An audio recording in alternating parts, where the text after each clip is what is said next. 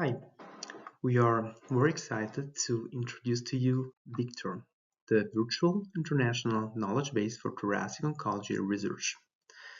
This is a project of the Basic and Translational Science Committee of the ISLC. Here you see the people involved in the task force.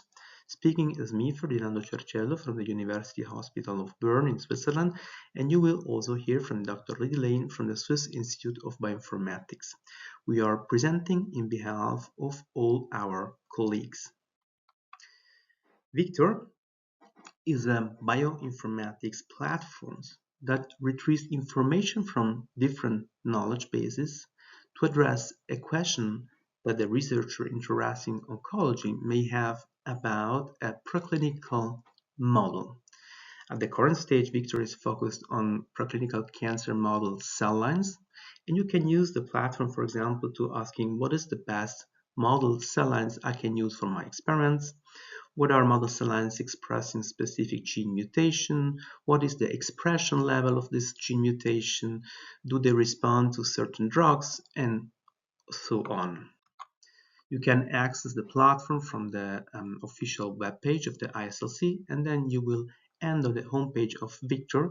And we have to stress that at the current stage, VIKTOR is a beta version. And we would like to ask you to help us improving this beta version by accessing this QR code and responding to some of the questions you will find there to improve our VIKTOR platform. And now I will leave you to Dr. Lydie Lane that will show you how to use VIKTOR for your research. Basically, the aim of VIKTOR is to help scientists choose the best-selling model for their research. So to build this tool, we started by gathering inputs from the lung cancer scientist community and asking them what would be their best selection criteria in their daily practice. Based on this input, we now have 21 different queries available and directly executable on the platform.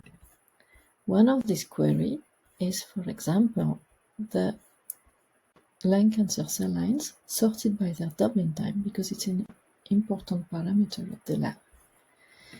So by executing the query, one obtains the list of the different lung cancer cell lines along with their doubling time information and direct links to Cellosaurus, which is the knowledge base from which the doubling time information was taken. Another interesting query is the lung cancer cell lines sorted by their expression level of PD-L1. Expression values were taken from the Human Protein Atlas and are normalized gene expression, so it is possible to compare the different values across the different cell lines. All these tables that are output tables can be downloaded as CSV files just by pressing on the download button. Another interesting query is the lung cancer cell lines that have been screened with afatinib with direct links to screen results provided by PharmacoDB. For all the queries, it is possible to go directly into the Sparkle code and modify it according to the user's needs. So if I am not interested in afatinib, for example, I can change the name of afatinib in the query and put another drug name instead.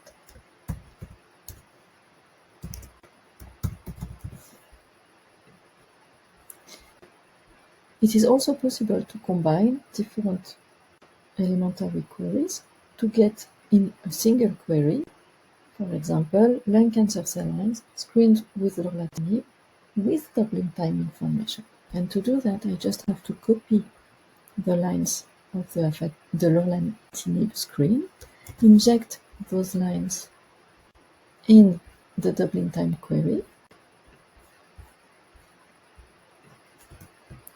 precise that I want to get in the output table the link to the PharmacoDB screen, and add the prefix that the information has to be retrieved from PharmacoDB.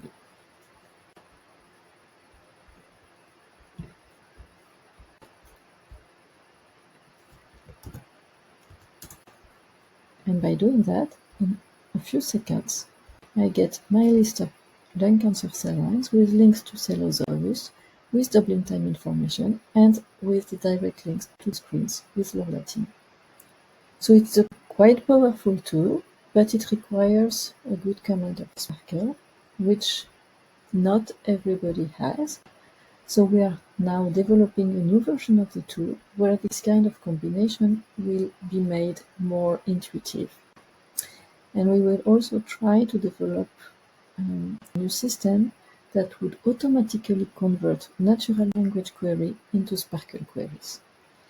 But at the moment, what would be very, very useful to us would be to gather your feedback so that you tell us what your use cases would be and what your selection criteria would be, so that we can populate our code base. So we really thank you in advance for that, and we thank you today for your attention.